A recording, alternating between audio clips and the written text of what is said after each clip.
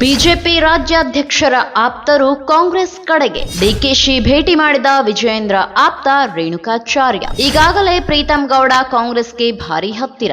ಹಾಸನ ಕಾಂಗ್ರೆಸ್ ನಾಯಕರ ಜೊತೆ ಪ್ರೀತಂ ಒಡನಾಟ. ಇದೀಗ ವಿಜಯೇಂದ್ರ ಆಪ್ತರ ನಡೆ ಕಾಂಗ್ರೆಸ್ ಕಡೆ. ಇಂದು ಡಿಸಿಎಂ ಡಿಕೆ ಶಿವಕುಮಾರ್ ಕೆಪಿಸಿಸಿ ಅಧ್ಯಕ್ಷರಾಗಿ 5 ವರ್ಷ ಪೂರೈಸಿದ್ದಾರೆ. ಈ ಕಾರಣಕ್ಕೆ ತಮ್ಮ ಆಪ್ತರನ್ನು ಕರೆದು ಡಿಕೆಶಿ ಔತಣಕೂಟ ಏರ್ಪಡಿಸಿದ್ದರು. ಈ ಔತಣಕೂಟಕ್ಕೆ ಸಿಎಂ ಸಿದ್ದರಾಮಯ್ಯ ಸೇರಿ ಹಲವು ಕಾಂಗ್ರೆಸ್ ನಾಯಕರು ಬಂದು ಶುಭ ಕೋರಿದ್ದಾರೆ.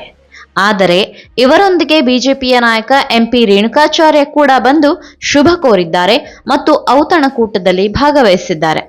ಹೀಗಾಗಿ ರೇಣುಕಾಚಾರ್ಯ ಕಾಂಗ್ರೆಸ್ ಸೇರುತ್ತಾರೋ ಅನ್ನೋ ಪ್ರಶ್ನೆ ಹಲವರಲ್ಲಿ ಮೂಡಿದೆ. ಬಿಜೆಪಿ ರೇಣುಕಾಚಾರ್ಯರನ್ನು ಮೂಲೆಗುಂಪು ಮಾಡಲಾಗುತ್ತಿದೆ ಎಂಬ ಆರೋಪಗಳು ಹಲವು ಬಾರಿ ಕೇಳಿಬಂದಿತ್ತು.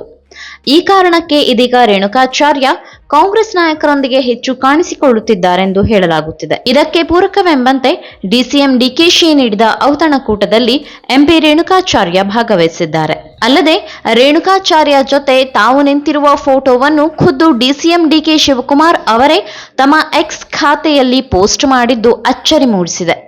ಸದಾ ಕಾಂಗ್ರೆಸ್ ವಿರುದ್ಧ ಕಿಡಿಕಾರುವ ರೇಣುಕಾಚಾರ್ಯ ಡಿಸಿಎಂ ಡಿಕೆಶಿ ಅವರನ್ನು ಭೇಟಿಯಾಗಿದ್ದು ಹಲವು ಪ್ರಶ್ನೆಗಳನ್ನು ಹುಟ್ಟುಹಾಕಿದೆ.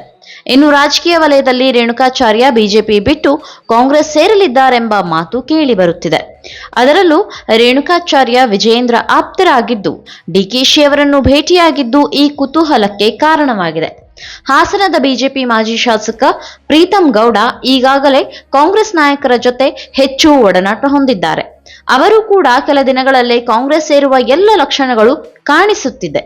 ಹಾಗಾಗಿ ವಿಜಯೇಂದ್ರ ಆಪ್ತರ ನಡೆ ಕಾಂಗ್ರೆಸ್ ಕಡೆ ಹೋಗುತ್ತಿದೆಯಾ ಅನ್ನೋ ಪ್ರಶ್ನೆ ಉದ್ಭವಿಸಿರುವುದು ಸುಳ್ಳಲ್ಲ.